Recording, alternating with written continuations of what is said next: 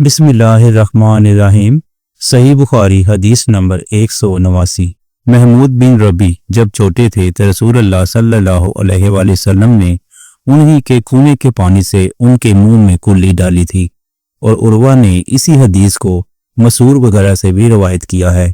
और हर एक रावी इन दोनों में से एक दूसरे की तस्दीक करते हैं कि जब रसूल अल्लाह सल्लल्लाहु अलैहि वसल्लम वुज़ू फरमाते थे तो आप सल्लल्लाहु अलैहि वसल्लम के बचे हुए वुज़ू के पानी पर सहाबा रज़ी अल्लाह ताला अन्हुम झगड़ने के करीब हो जाते थे। सही बुखारी हदीस नंबर 190। साहिब बिन यजीद कहते थे कि मेरी खाला मुझे नबी करीम सल्लल्लाहु अलैहि वसल्लम की खिदमत में ले गईं और अर्ज़ किया कि या रसूल अल्लाह सल्लल्लाहु अलैहि वसल्लम, मेरा यह भांजा बीमार है।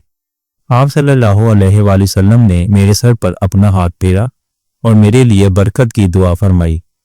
फिर आप सल्लल्लाहु अलैहि वसल्लम ने वुज़ू किया और मैंने आपके वुज़ू का बचा हुआ पानी पिया।